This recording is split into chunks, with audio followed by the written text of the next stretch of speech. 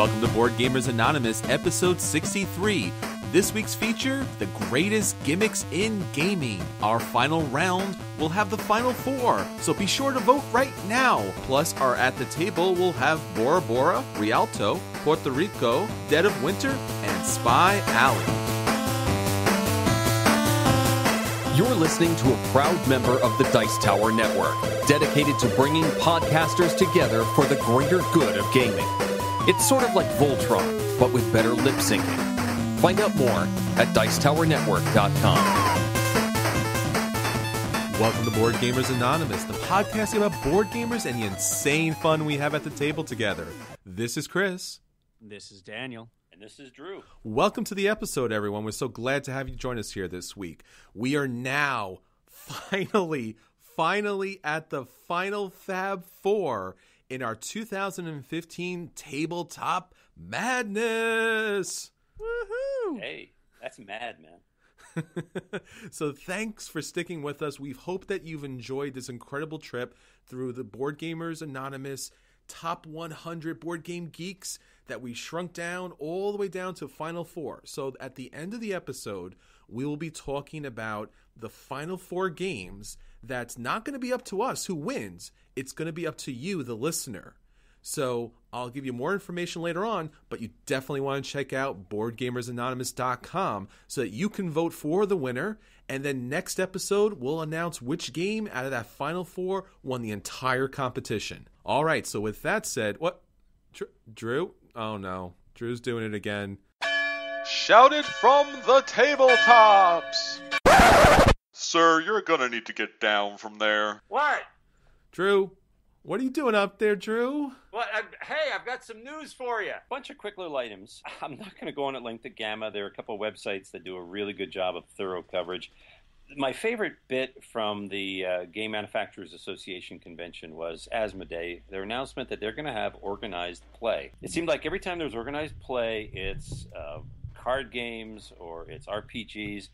But finally, we're going to have organized play, tournaments, and all sorts of stuff with games that all of us love playing. Seven Wonders, Cash and Guns, and Splendor. Yay? Yay, exactly. Well, I'm glad to see Asmodee is taking it up to the next level. I know a lot of fans were really concerned that this was just a pure money-making, give you the game and get out kind of thing. So it's good to see that they're getting more involved with players. WizKids already does this and they do an outstanding job. Fantasy Flight does an okay job, so let's see what Asmodee can do. Seven Wonders is a perfect game for a tournament for organized play. That would be a lot of fun to do a weekly get in on that. They're calling it Asmo Play, which I hope at some point they're going to change. There's just a lot of interesting ways you can pronounce that. I'm not going to say anything here, but they better change that name. You have been warned, sir. ICV2, my favorite hobby industry news site, said that the attendance for the Gamma was up 1,400 people. Exhibitors were up 140 exhibitors. Oddly, the number of stores there was down, and I hope that doesn't reflect the fact that stores are closing. But overall, it was a good time there. There was a greater focus on manufacturers and connecting them up with entrepreneurs and startups. Definitely a good thing for the long-term health of the industry. However, one of their columnists, Scott Thorne, who's a game store owner himself, basically said there was not much new, nothing to knock his socks off as far as games, but he learned a lot about gaming and about the industry. He especially said about the successful launch of the Envoy program, which is something that our friends at Double Exposure have been launching, organizing a demo system for stores and for, organizing a demo arrangement for stores and for conventions and the like. It got off to a great start with some 40 companies and 50 stores signing up to their Envoy program. So best of luck with Double Exposure and their launch. Catan, Mayfair has a couple announcements about Catan. They're having a 5th edition. To go along with their brand new name, simplified name, they're going to simplify the rules, make it a little easier, explain things a little better. And they're also scheduled a Catan Day, which is more than a day. It's actually a 3-day convention in Nashville. Also, I heard PaizoCon is a thing now in Seattle over Memorial Day. So you got Mayfair, you got Paizo. We heard about last year's Cosmic Con for Cosmic Encounter. How many other companies do you think are going to be holding their own exclusive conventions? And which one would you guys travel for? Well, I would love to see a Days of Wonder Con. So if they had a con just related to Small World, I'm totally in on that, because just so many different combinations, so much fun, and such great components. You know, it's one of these ways where it's a little gimmicky, but they're going to have all of their games in their line, not just that one game, but I could play Small World all day long. They'd call it Small Con? Small Con. Small Con. Daniel, what about you? It's a small con after all. I gotta say, I don't think I would travel to go to any exclusive con. The idea of it being exclusive just bothers me. Right? I like the free exchange of gaming ideas, right? I like the idea that we can sit down and play whatever game. There's lots of different games, different designers, and a lot of different ideas being thrown around at the tables. I don't want to feel like, one, that it's just a corporate selling event, right, where they're just there to, pimp out their product to me. And I don't like feeling restricted that I have to play this small set of games because they're the ones throwing the party. I would much rather just get together with a whole bunch of people like we did when we went to Dream Nation and just play games. Whatever games. Whoever made them doesn't matter. They're going to have special promos. You got to go for the promos, man. That just sounds so bad to me. Right? Like, that sounds like... But just think of all the cosplay that would go on. Small World cosplay. Small World cosplay would be awesome. Oh, man. Other publishing news, 2 IPs are coming to the tabletop via IDW. I usually think of IDW as comic books distributor. In fact, they launched an Orphan Black line of comic books, and they're creating a board game for Orphan Black. Wow. And they're also trying again with The Godfather. They got rights to produce games based on The Godfather. I know there's a stinky game a long time ago, a quick cash in on the Godfather name, but they're going to try and develop something on the series of movies. IPs keep marching forward. Currently, when we look at IPs, there was a time when it was just a quick cash grab, but look at Battlestar Galactica, look at Star Trek and X-Wing miniatures. There are so many great games now that are IPs that you really need to investigate. It's worth your time and effort because the game might be great. It's no longer that kind of throwaway game that, that trivia game that, your family member bought for you because they heard and thought that you might like it, and then it just sat in your closet because you were the only one who liked it and no one else knew how to play it. But these are really some solid hobby games, so could be great. Yeah, I think Godfather is built for Ameritrash. A great genre for that. Finally, one other bit of news from the Kickstarter front. Fifth Street Games declared bankruptcy. They came out with a lot of smaller games, but they just kept churning them out every couple of months. Their biggest one was Smash Monster Rampage. They also had Ghosts Love Candy. But those games and a number more will no longer be produced. And that's because, from what I read, the company was funding their current productions, their production runs, with money brought in from future projects. So they would launch a Kickstarter, take that money and give it to the game that they were already in development. They just ran out. They couldn't churn enough money. And it just ended up $145,000 gone. Wow. That people pledged that's not coming back. 3,400 backers. That's an odd... once in a while there is a bankruptcy, but that's really an unusual event. Still, you have to wonder if there are other companies that are doing that, are desperately trying to fund current projects by launching Kickstarters. Just something to keep in mind. If there are companies that are putting out too many Kickstarter projects, just wait a little bit to see their track record. Yeah, every time that you back a Kickstarter, it's a bit of a gamble. It's a bit of the fingers crossed. Even sometimes with the best publishers, products do not show up like they should, and most of the time they show up way late. Any Kickstarter that you're going to look at, take a look at the projects that they back and take a look at the number of projects they've created. And Kickstarter will actually give you a complete history of all their projects. Now, once again, don't just look at it briefly. Go take a look at each individual project, and you could see the comments and the updates from that creator, so you can know if they're keeping updates, if people are saying things about their delivery time or their products. You got to get your background before you kickstart anything. Right. That is all the news that we have from the tabletop this week. All right, Drew. Now it's finally done. You need to get down. All right. All right. Daniel, I don't know why you keep bringing him that ladder each and every week.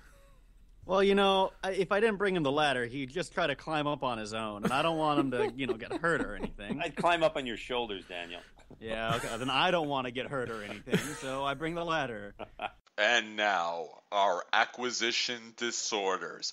Acquisition disorders? That's crazy! Only needs the base game, nothing else but the base game. The base game and the expansion. See? Nothing else. Just the base game and the expansion and the promos. The base game, the expansion, and the promos, and of course, the upgraded components. Why wouldn't you have the upgraded components? So the base game, the expansion, the promos, and the upgraded components. See? That's not too much, but maybe, I don't know, maybe you might need the explanation. Now on to our acquisition disorders. Drew, why don't you take it away?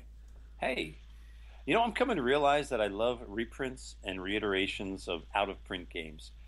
And one that I read about last week was Mexica.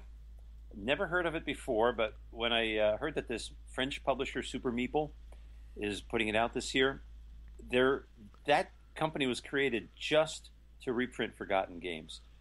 It's by Michael Kiesling and Wolfgang Kramer from 2002, their strategy game. It's an area control game. Yay! I love those. Where you're building a city, very much like Mexico City, on an island surrounded by water. Sounds like a great, simple premise. And Yellow is going to be handling the English production of it in the United States. I'm looking forward to it. And another area control game I want to grab. Excellent. How about you, Daniel? So for me, I recently went down to Kickstarter and backed Blood Rage. Chris really insisted I say that in that exact, that voice. What voice? So I went, Blood Rage. He's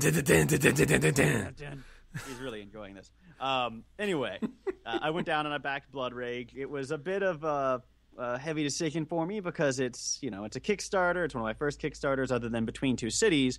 And Between Two Cities I had at least gotten to play a demo version of. But watching the gameplay videos, looking at the reviews, and looking at the unbelievably gorgeous sculpts for these minis that they've made, and as they just blew past every single stretch goal to the point that they're going to have all these wonderful, gigantic miniatures, I just had to jump in. So I jumped in, I funded it, I bought the expansion, a 5th-player expansion that was an optional purchase, and it funded by a long margin. And so now I'm in that awkward period between having decided to give my money for something and then waiting to get it. And it's a difficult experience, You're like, oh, well, cool. I've bought this thing. And then I will get it in half a year. Assuming things go well, I will get it in half a year. It will go well. And if it doesn't go well, what will happen? I will have to Blood Rage. I didn't even do it that time. Anyway, yeah, but it's a beautiful game. It's very exciting. And if you've missed it, at least at the time of this recording, there is a late pledge option available on Cool Mini or Not's website. You can also get through it by going through the Blood Rage page on Kickstarter. So you might still be able to jump in and back this game even if you even if you missed the Kickstarter period, which I would suggest doing. All indications are that this is going to be an excellent game. Well, that sounds great. It's good to see that there's actual Kickstarters that are doing well. All right, well, the game that really's got my acquisition disorder going is a reprint of Tigris and Euphrates. This is a Fantasy Flight reprint. Now, it's not going to have the really cool wood pieces to it, but it's going to have plastic, which is okay and is very Fantasy Flight. Now, if you're not familiar with this game, you really should be, because this is a Reiner Knizia classic game, and it's well known for its tile laying and civilization building with the special abilities and the different effects for this game. It's a brilliant game. Now, once again, like all of his other games, not really heavy with theme. It's much to do of a paste-it-on theme, but brilliant mechanics, and it's very simple gameplay. You're placing, moving, and removing leaders. You're placing a tile. You're scoring victory points, and there's catastrophe files in the game, and you could swap up to 6 tiles. It's a fun, light, abstract game with a nice pasted-on theme, and it's a great Euro. So if you haven't played this before, it'll be out in the market, and you should absolutely check this game out. Now, with that being said, that's our acquisition disorders. Now let's get on to what's hitting our table. And now, at the table with BGA. All right, gentlemen, what's hitting our table? Daniel, why don't you take it away? So at the table for me this week, and I know this is going to sound crazy because I never talk about this game, and it's been a long time since we've talked about this game. Gravwell? But, well, no, it wasn't Gravwell. But I pulled out Dead of Winter. I know it's an obscure little game that I'm sure you've never heard of, right? It's not a really well-known game. It's put out by a smaller public. Okay, yeah, no. We're going to talk about this game, at the end of the podcast today, actually, because it's one of our Fab Final Four, Fee, Fi, Fo, Fum. The Revenge. F's. The Revenge. Revengeance Part 2. We don't use the word. We don't use the word final. It's copyrighted. Final? Final. The word final. Yes. So we got to play through Dead of Winter, and every time you play through a game, you see some different things about it. And we had a lot of fun. Chris, you were playing with me, and Anthony was playing with me, and I think we had a pretty good time. I did learn that it doesn't handle as well with small numbers, I think, as it would with larger numbers. We played with 3. That's about as low as you can get the game before you have to play essentially a different game when you play the 2-person variant. But it was still a lot of fun, and you see. Every time I open that game, every time I just look at the components or watch a play video or play it myself, you're reminded of how innovative it is and how much there is in it that's really remarkable.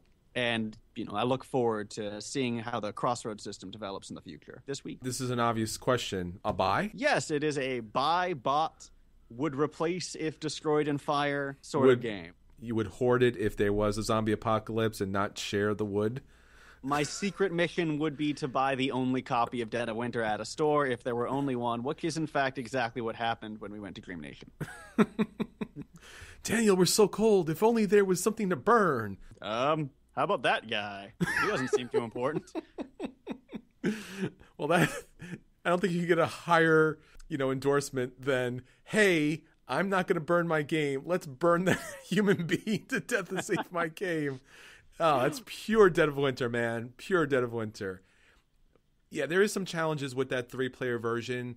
I know that some people say 3, 4 kind of work, but I got to say, if it's 4 is kind of tilting on the edge, it really should be 5 players for that game because a lot of those cards don't scale well, and not having the number of people, it makes it a little bit more of a challenge, and not in a good way. It just kind of like, hey, here's this crisis. And the 3 of you could never accomplish no matter what. Yeah. Bad stuff. And a lot of that stuff was happening over and over again. So it's a little bit of a problem with the game. But just like any game that's cooperative, and especially a game that has a trader mechanic, it really needs to have the max number of players. Definitely benefits from that, especially because of that trader mechanic, you get that ambiguity in there. And as you're saying, the missions don't scale. It's, all right, you need to get 6 of these things. I mean, I'm trying to make a scale when you have the lower food requirements for individuals, but it ultimately ends up not providing the kind of scaling you'd need. Yeah, of course, an in-depth analysis of this game is sorry. Yeah, and the crisis they're really hard to complete, and then the crossroad cards, a lot of times those are based upon having people available or out in play or in the game, and if you only have 3 people, you don't have a lot of people out. So yeah, okay. How about you, Drew? Well, I wish I could have contributed something to your discussion, but I have not heard of that game. I really don't know what you're talking about. But the game I played was a very obscure little 1992 game called Spy Alley that some friends of mine brought to the table. It was reprinted in '99 by Spy Alley Partners. William Stephenson designed it. It's a great 6-player roll and move game where the emphasis is on deduction to guess others' identities. It feels a little like Clue, But the clues in this game aren't cards. They're items that spies normally use. There's 6 nationalities. Each person is secretly a particular nationality. You're trying to guess what country the other players are from. Cool. You're collecting 5 items. There are actually 30 items available. The goal is to collect all 5 items of your nationality, get back to the embassy where you're safe, and say, yeah. But you're also guessing other people's nationalities. So if you're collecting all of your nationalities' items, they're going to pick it out right away, guess you, and you're out of the game, and they collect all your items. So you have to be collecting other nationalities' items too. A deduction game. It's elimination, but that's part of the fun. The game really moved right along, and it was exciting because you name, j'accuse, and I was wrong. I was knocked out. I had to turn over my items to the spy I accused. The game moved along pretty quickly. It's one of those elimination games where you don't feel real bad because you're hanging around the table to see how other people make out. I wish there was a way you could prevent elimination because it's fun to play, but it's also fun to watch. The rolling of the die slowed the game down, but it still clipped along at 45 minutes average. It was selected by Mensa, I found this out. Wow. It's a fun game. There's even a Spy Alley Jr. It's available online. Most of the new copies you'll find are on Amazon, but there's some other sites you can get copies of. A lot of fun. Spy Alley. I never knew it existed, but it's really a 6-player, a lot of fun, light game. You said that you accused someone and you got knocked out. So if you accuse someone wrongly, you're out, right? Yeah, there's some trust there. So there's a little bit of bait and switch going on, right? Where you could just not go for your stuff at all, go for somebody else's stuff, and have everyone try to accuse you for being French or Canadian. Exactly. And have them kill themselves essentially while you're going, aha, no one expected that I was from the Spanish Inquisition. That's no it. one expects them. That's it. It's a lot of fun. Well, it's true. No one does expect them, Daniel. It is always a surprise. Always. Now, I got to play a bunch of really great games this past week. First off, I got to play a classic game that I actually own as part of my collection. I was able to pick it up at Barnes & Noble at 50% off, so that red dot deal was awesome. It was Puerto Rico.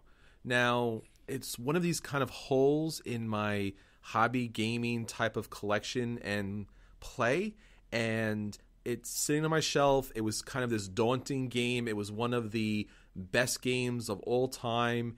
It had a spot on Board Game Geek at the very top and was not letting go until recently. And all I heard about this game was that it's so heavy, it's so difficult, the rules are bad, it's a bit of a challenge. And I remember looking at this game on my shelf and going, yeah, even though I got it for 50% off, it probably wasn't a good idea. Maybe I should get rid of it. No one's playing it anymore. And I got an opportunity to play this game, and I absolutely love it. I was so shocked, so surprised, so happy, and I'm thrilled. I'm really excited. And I've been looking on Board Game Geek, and there is an updated anniversary edition that has beautiful components. And even though I still have not opened my Puerto Rico box, I'm looking at the anniversary edition, and I'm salivating. I'm like, if only I could get that anniversary edition. I really like that anniversary edition. So I went from, keep that game away, if not sell it, to I want the anniversary edition. How can I find it? Now, San Juan is a spinoff of Puerto Rico, and it's a simple card game, a brilliant, beautiful game. And later on, Drew will talk about Race for the Galaxy and their connections there. But Puerto Rico is a little more complex. It has some tiles, so you'll actually, instead of be playing cards, you'll be playing tiles as part of your tableau. You'll be setting up different types of plantations, and you'll be able to grow corn, indigo, sugar, tobacco, and coffee. And you'll also be able to be trading in the market or putting these resources on ships and shipping them off. But this game is probably a little more strategic, and that's what I really love about it. San Juan is such a great game, but you take Puerto Rico, and when you're choosing a different role, you're actually messing with other players. It's not just like San Juan where you play a certain card and you got that card and maybe there's another copy of it. Maybe they'll get it, they won't get it. Maybe you can trash a card. But with Puerto Rico, the actions you take, the selections of the certain actions at certain times really messes with other players. So Puerto Rico is an absolute buy. I love this game. I can't wait to get this back to the table. I am shocked at how much I really love this game and how long it actually took to get to the table.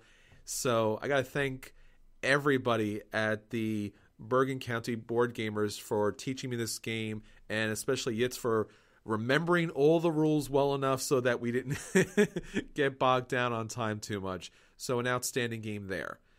I got a couple of others I want to kind of run through really quickly because it's been such a great game for Euro board gaming.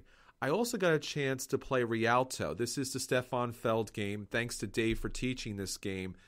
I've been looking forward to this.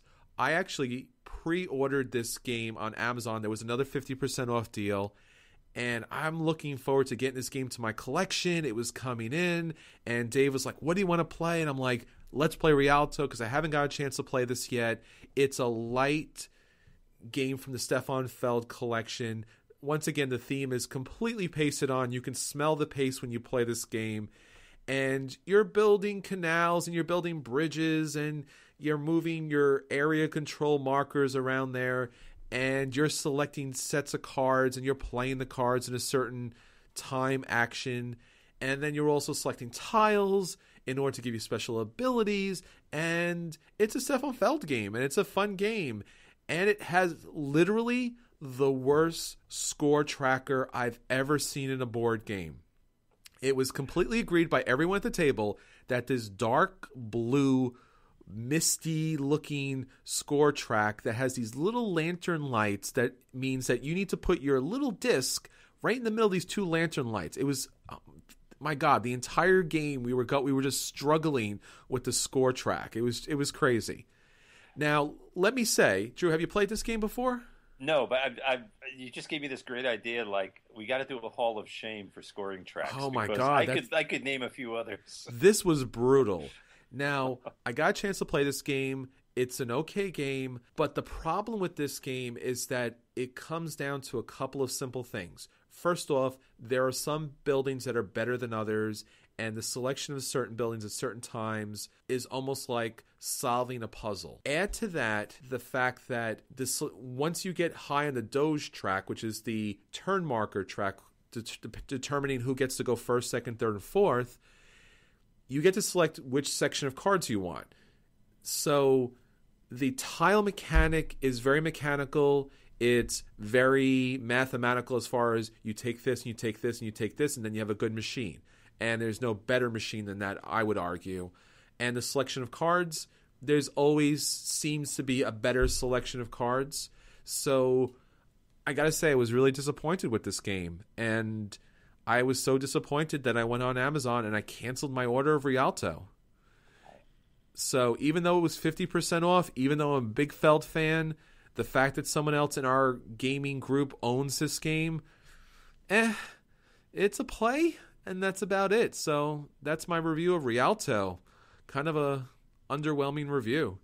Yeah, I mean, I was there while you guys were playing. Unfortunately, I had work to do, so I was on my computer most of the time. Boo! Priorities, enviously man. Peeking over the corner. But I stopped being so envious after a while. I mean, the gameplay just... There wasn't a lot going on. And there was one player at the table who really knew what he was doing, and it's Anthony, or not our Anthony, but an Anthony. An Anthony, a unit of Anthony at the table. You have to understand, it's New York. There's a lot of units of Anthony here. There are a lot of mini units of Anthony, but he, great guy, and he was just wiping the floor with everyone. Though Dave actually took it away in the end with a really great move. Yes. But it just there seems to be that much going on. There are just better Euros out there, and that scoring track. Oh my God, it's the worst thing ever. It just, for me, when I love Euros and I love so much about what they can do, but I dislike Euros where there's just one good choice to take and everything else is a secondary bad choice. It's a good thing that you had a chance to try before you buy. I'm so grateful for Dave for that. I still like the game, and if for some reason I could get it for maybe 75% off, I would add it to my collection just as a collector of Feld games. But I just can't imagine this game hitting the table anytime soon. Now, in order to redeem Feld, I also got a chance to play Bora Bora. Now, once again, this is another Feld game that I bought, which is in wrap on my shelf. But once again, thanks to the people at New Jersey Board Gamers, I was able to get this game to the table, and I absolutely enjoyed and love this game. Now, if you haven't played Bora Bora, once again, this is also another pasted-on theme, so there's no reason to kind of get like, oh, wow, it's like being on the islands, and it's so interesting. It's like, nah, it's basically selecting tiles, choosing what action tiles go better with what, and rolling dice. So it has a little of Castle of Burgundy where you're rolling the dice, and based upon the roll and based upon what action you choose, you can get a lot of an action or a high benefit of an action if you roll a 6. But if you roll a 1, 2, or 3 or a low number, while it doesn't give you a lot or it doesn't give you an ideal situation, what you're able to do is block out that action for other players. So if I roll a 2 and place a 2 on a specific action, and you guys only have 3, 4, 5s, and 6s, you can't use that action. Now, there are God cards that kind of break that and allow you to use those dice in that situation, but generally, low numbers block out certain spots. As a first-time gamer, I was able to pull this game out and win, but it was probably due to the fact that it's so much like Trajan. Now, it doesn't have that Mancala, but that action selection is really nice. Being able to pick certain tiles, man and woman tiles, that you're able to activate each round was really fun. It's beautiful, it's colorful, it has great components, and despite all the paste in this game, it's still an outstanding game. I love the fact that I bought this game. I can't wait to get to the table. And while Bruges probably could possibly be my favorite, Bora Bora is a close second, and maybe with some more plays might be number 1. I don't know. It's hard to say. Trajan is up there as well. But once again, thanks to Dave and thanks to Nicole especially for breaking this game out. We had a great night with Trajan and Bora Bora at the table, and both are great games. And if you haven't checked them out, get somebody who knows Feld so they can teach you these games, and I think you'll have a great time. All right, so that's everything for At the Table. Now let's take it on to our feature review.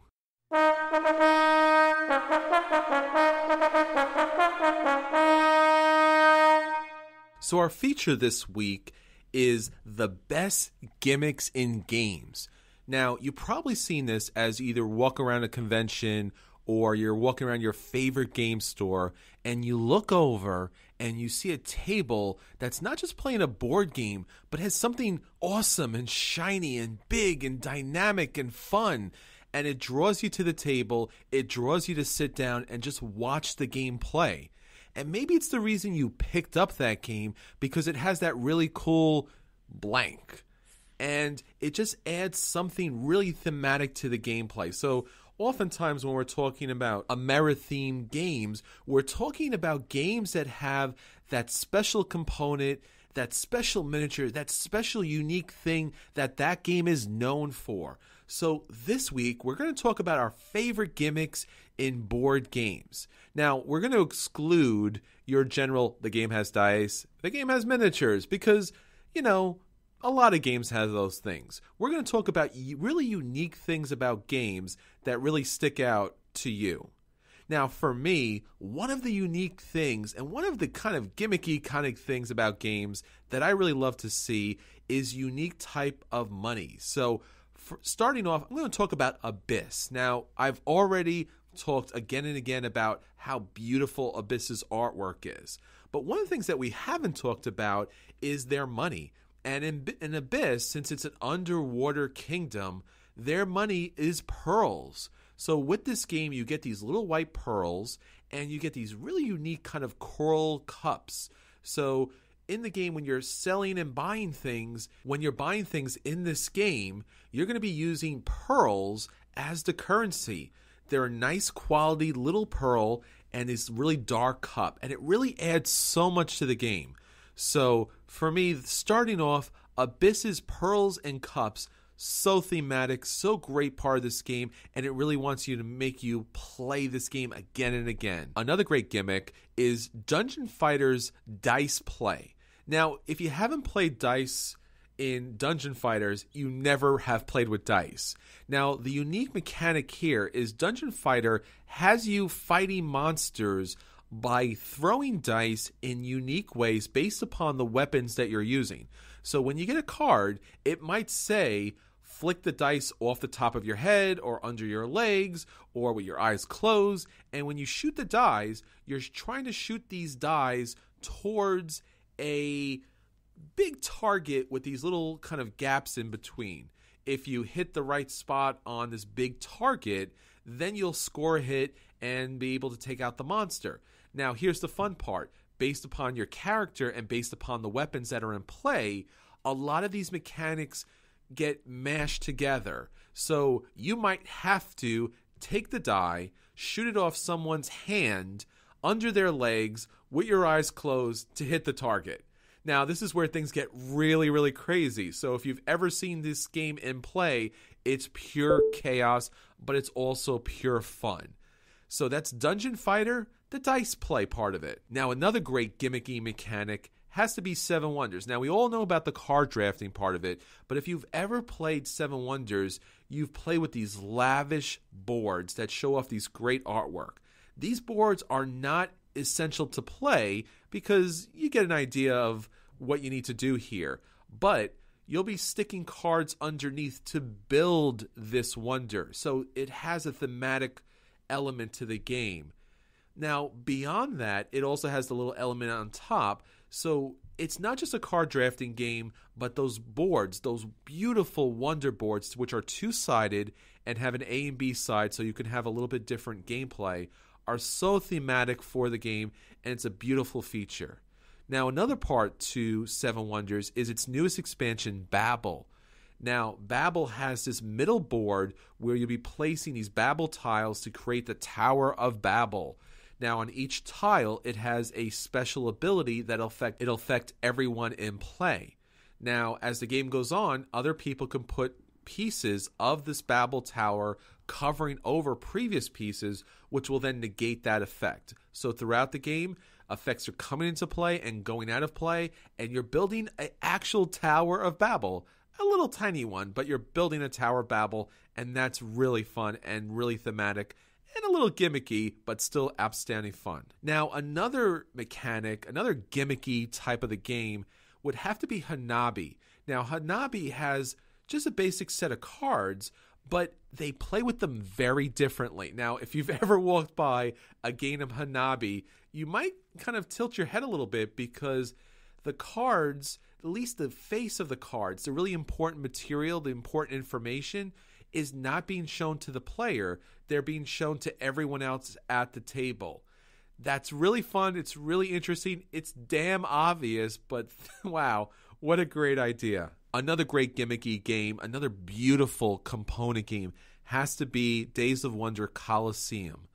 The ability to expand your Colosseum with these little pieces, the dice are really nice, but building your Colosseum piece by piece to expand upon it, to build an Emperor's Box, to build portions and expansions to the stadium is so thematic. It's so fun. When you walk past, you know that a game of Colosseum is going on.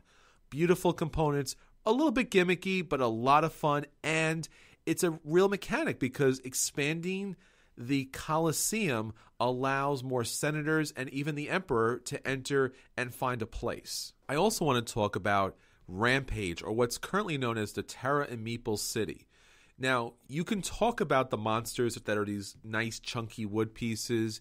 You can even talk about the cars that you're able to throw in this game or how you're able to blow from the top of one of these monsters. But what I really want to talk about and what really draws everyone's interest is these buildings that are built upon meeples. So you'll put 4 meeples down, you'll put a section of building, you'll put 4 meeples down, you'll put a section of building, and then eventually you have these grand buildings that are based upon the little meeple structures. What an interesting and beautiful idea for being able to score points and to have certain people in these buildings without needing to have walls because you have meeples holding up the different floors. So that is Rampage, or now it's called Terra Meeple City, the Meeple Buildings. What a great job. Daniel, what about you? What do you got? A couple of things jump out to me. And one of the first things that jumps out to me when I pick up a game is what I'm picking up. What is the game packaged in? You know what game I never had to wonder what it was about? Love Letter. Because the second you pick it up, you're like, oh, this is a velvet pouch with golden embroidery on it. It just fits what the game is about, right? It seems like the pouch in which you secret away your love letter for the princess, right? Likewise, you've got the dungeon roll box. It's a little treasure chest, and you open it up, and oh, this is awesome, right? And there's something nice about that because right from the get-go, the game is saying, here's what I am, right? Everything about me is built to be that way, right? That just shows that they thought so much about the way they wanted the game to work, the way they wanted the game to feel, that they even went back to reconsider how they're going to package it. So that's a huge win for me. Anytime the packaging captures theme, as opposed to just being a pretty picture, that's going to be a big win for me. Another thing that I really like is, a lot of games have secret information, and a pretty standard way of dealing with that are these little screens, right? These little cardboard screens. And again, most of the time, these cardboard screens are just pretty pictures. And they're usually thematic-ish, but they're mostly just pretty pictures. A game that goes above and beyond in that regard, though, is Diamonds, because they have a vault, right? And that's right. Yes, the diamonds do go in a vault. That works for me. That is where diamonds go. And so I really like that. And Diamonds also deserves, an honorary mention for having the really colorful gems for its diamonds as well.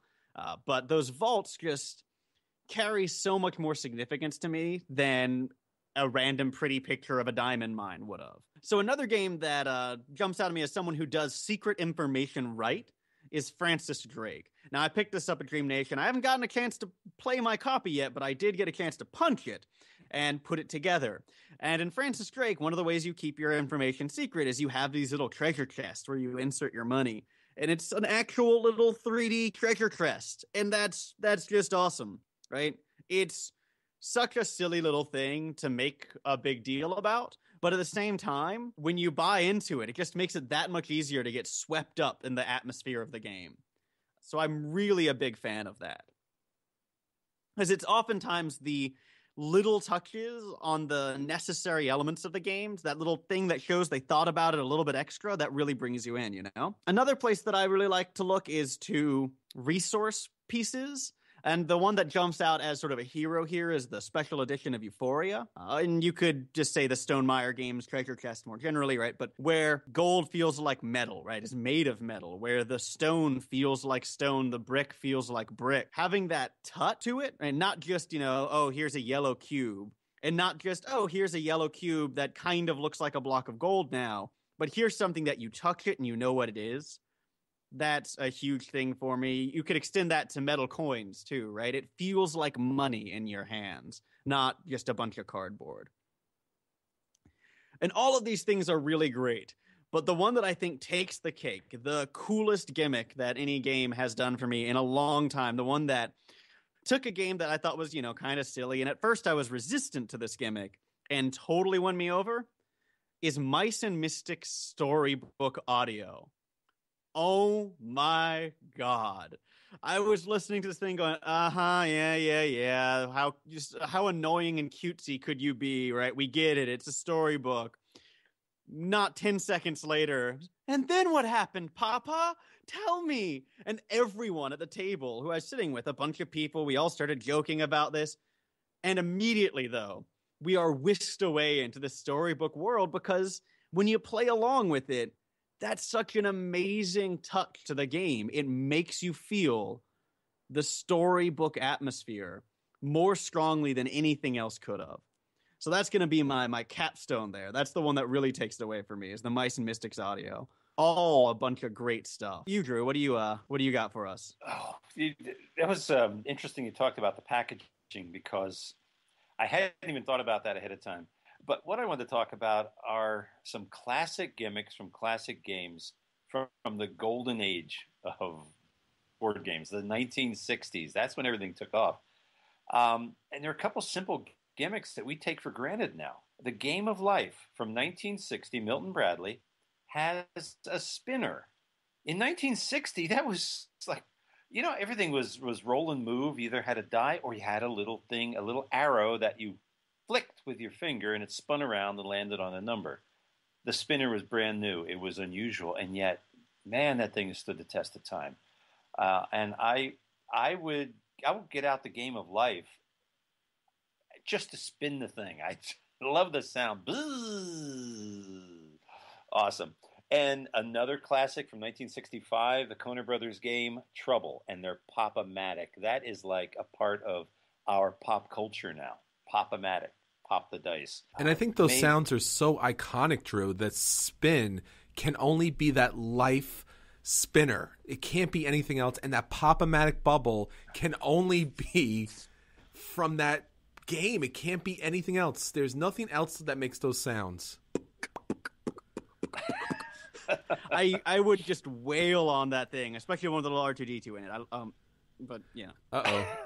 I gotta say, it's so iconic that actually that might be trademarked, Daniel. So we might actually get in some trouble here. But that's true. Those are one-of-a-kind gimmicks. You don't associate with any other game.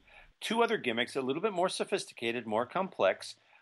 Electricity, introducing battery-powered electricity with operation, where the zzz, you get this. It felt like a shock every time you touched the sides, and then the little red bulb lit up. Gimmick, but man, that was successful. And Mousetrap, what a big gimmick! It's a terrible game, but the gimmick sells it. It's like you love to put together this little Rube Goldberg contraption, and that was from 1963. Ideal, tremendous. This is the golden age when gimmicks came alive and just grew the game industry tremendously. I wanted to mention two other gimmicks from games that are now long forgotten that came from the 60s, but they're awesome gimmicks that were just way ahead of their time. Merv Griffin, long before his TV game career, created this game called Word for Word. It's not worth talking about the game itself, but it's a timed game. Mattel in 1963 produced it. It's timed, but instead of a little hourglass with sand timer, they had this gyro timer. You stood up this plastic stand, and this round gyro thing would zigzag back and forth down this track, bzz, spinning, all the way down to the bottom, and that was your timer. That was it. And it was brilliant because who really has the patience to look at this little sand timer and watch all the grains go through in the middle of a game? You want to focus on the people playing the game. You don't want to focus on this timer. Whereas with this gyro timer zipping around back and forth, you could focus on the game and still notice that out of the corner of your eye. You knew how much time you had left. It was very obvious. So it was a brilliant gimmick that nobody else reproduced. I would love to see it used more. And then this other game, and actually Word for Word and Beat the Market are both games from my collection I picked up at thrift shops. Beat the Market from 1968, Clever Games. It's a stock market game. You're buying and selling stocks.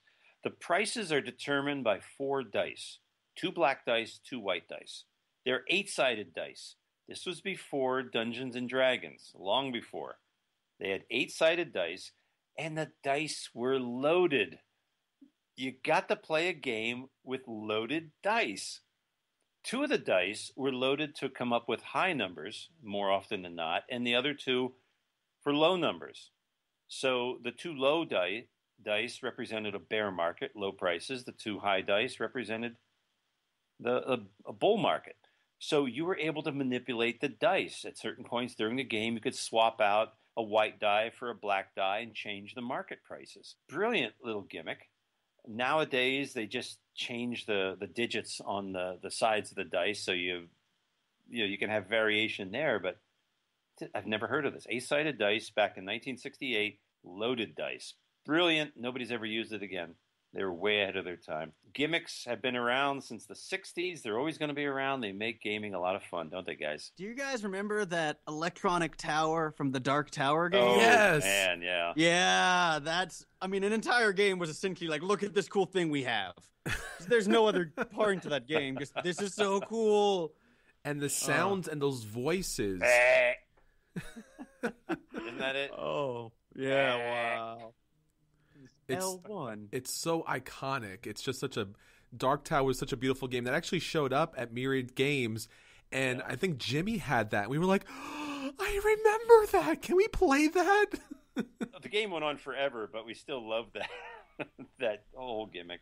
And I think that's probably, I think we could all agree that's still to this day the greatest game gimmick of all time. It's legendary. Yeah, it is the stuff of legends. It is pretty impressive. All right, boys and girls, so get your gimmicks out to the table. And now, our final round. And for this week, it's going to be our Fab Four of our final bracket. We finally made it to the end. So for this Final Four, we wanted to talk about the final bracket and let you know a little bit about those final games, what we love about them, why they deserve to be there, and maybe even why they deserve your vote. Now, these Final Four games are all outstanding games and all deserve to be the best game for the 2015 Tabletop Madness. Each one of us is going to be speaking to the game, and Daniel's going to do double duty this week. Daniel, why don't you start off for the 2015 Tabletop Madness? What bracket do you have for us? So first, I'm going to start with our Americlash bracket. And our representative from the Americlash bracket is Dead of Winter. Now, I spoke about this a little bit earlier. We've spoken about this on previous podcasts. It is probably one of the biggest games out there right now. So chances are you've heard of it.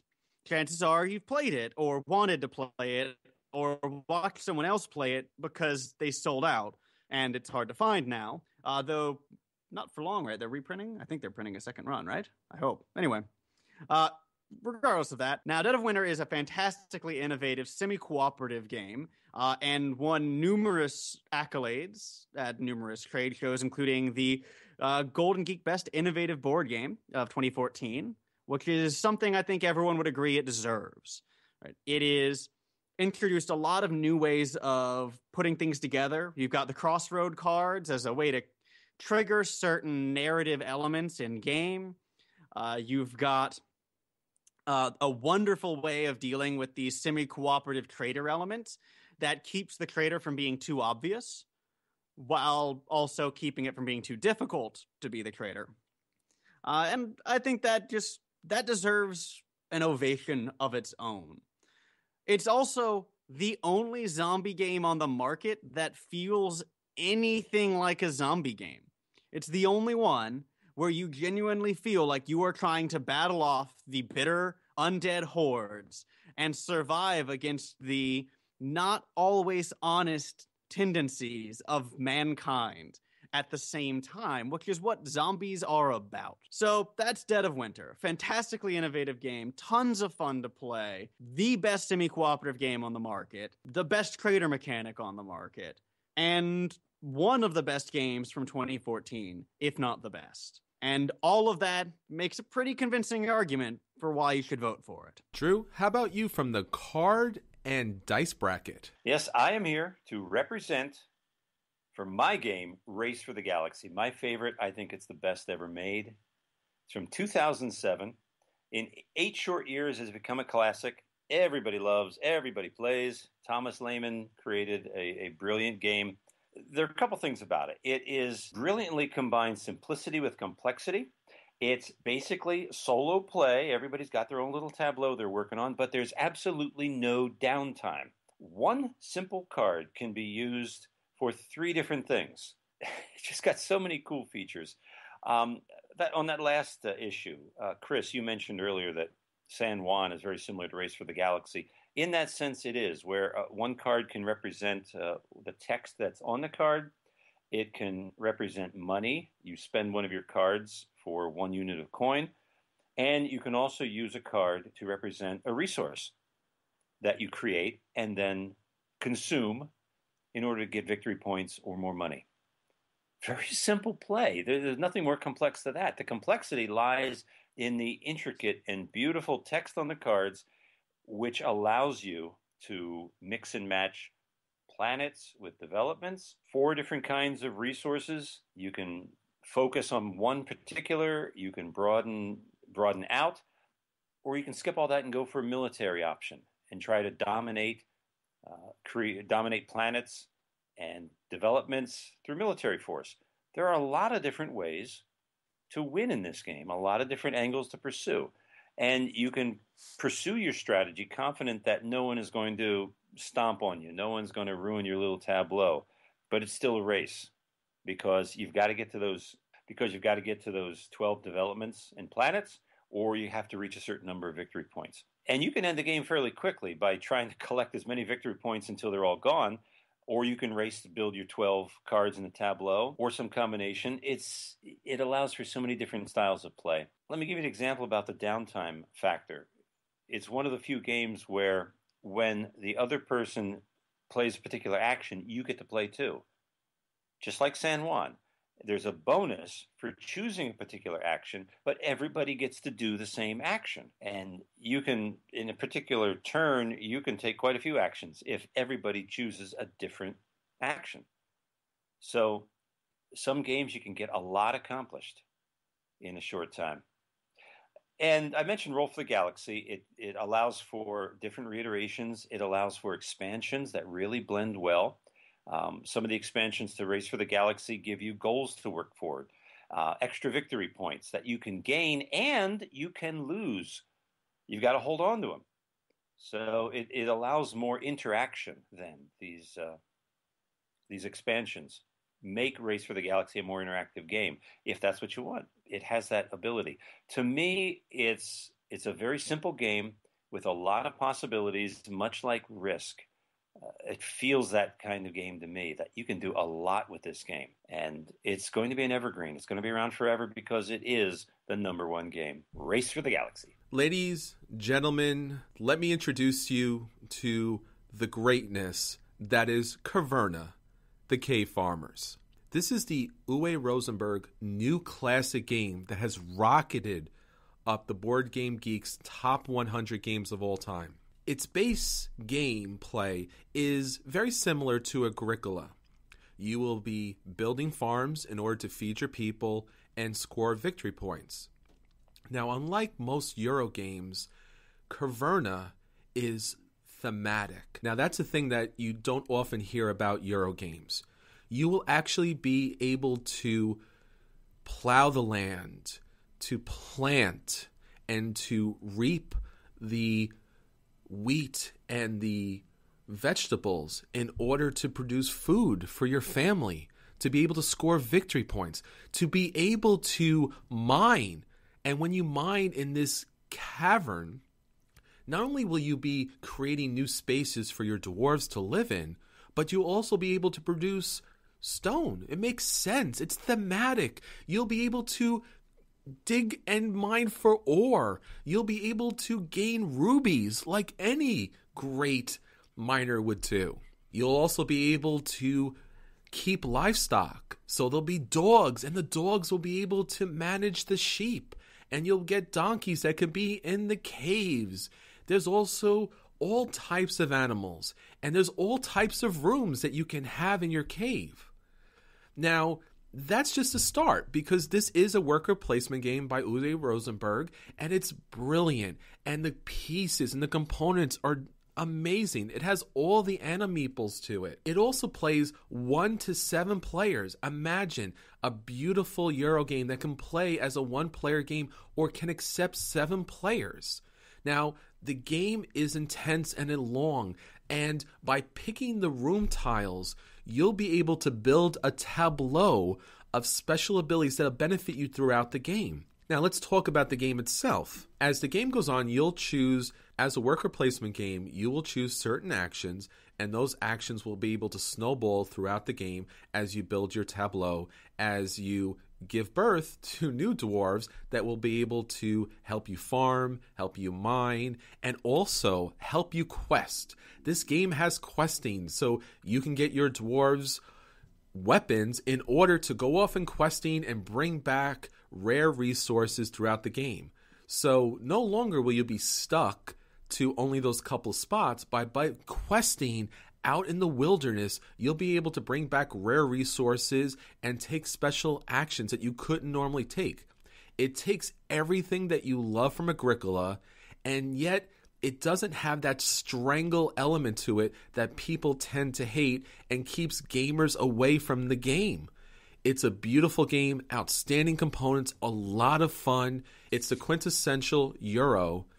You must vote for Caverna, the Cave Farmers. Yeah, it's a pretty good game. You know, it doesn't really seem fair to me that I get the two best games on the list, and you guys get stuck. Man. Get stuck with those games. I mean, come on. Dead of Winter, excellent game. And the next one that I get to talk about again, because my voice is so lovely, is Mice and Mystics, which is also a fantastic game. Gimmick. It's got a gimmick. It does have a gimmick, and it's an amazing gimmick. It's a fantastic gimmick. I do suggest you buy the audio. I know it's a few extra bucks, but it really does bring in the experience for what would be an awesome game even without it, but it's nice to have that touch. Mice and Mystics has beautiful components. The miniatures are awesome. Right, it's got a lot of variability in gameplay. You can put together different skill sets. You can put together different equipment sets, right? You can travel through the adventures with your friends, and it creates a natural campaign element. So Drew over there with his love of legacy games should be wanting to step in about now and admit the superiority of Mice and Mystics, or Dead of Winter, whichever you'd like. The real way you have to go here, though, is anything made by Plaid Hat Games. You vote Plaid Hat, and it'll end up okay for you. And how much are they paying you for that now? Nothing, but if they'd like to send me some free board games, I would gladly accept the retroactive bribery. Especially if there are any of the excellent expansions to Mice and Mystics that mean you can play this game forever and you won't get bored. And you'll never get out of that dungeon. You'll be stuck there forever. Well, who wants to, though, really? Who really wants the game to end? So that's Mice and Mystics, and that's our 4 final fab, 4 fantastically fun, 4 folk fans free time. And that's the final time you'll ever hear that. Yeah, sorry. So now that you heard us talk about the final 4 games, we want you to go to BoardGamersAnonymous.com, where you'll find a poll in which you can vote for your favorite game out of these final 4. Remember, we got the Euro bracket, we have the Ameritheme or Americlash bracket, we have the dice and card bracket, and we have the gateway bracket. So 4 outstanding brackets. Choose the best game, get your friends to vote, and then next episode we'll come back and let you know which game won the Board Gamers Anonymous 2015 Tabletop Madness. Legally distinct. RTFG rocks. RTFG. They couldn't hear you because they were hanging out in the cave, Drew. We're all cave farmers. You know how it goes. Anything by Plaid Hat, man. Just everyone needs a plaid hat. I don't know. That seems like a weird fashion accessory, actually. But, teach their own. RFDG. Give it some RESPECT. Tell me what it means to me. All right, so that's the end of this episode. Be sure to check us out on iTunes and give us some reviews. Check us out on Facebook, Twitter, BoardGamersAnonymous.com, our guild on Board Game Geek. And until next time, this is Chris. This is Daniel. And this is Drew. And as gimmicky as it may seem after 63 episodes, we will always save you a seat at the table.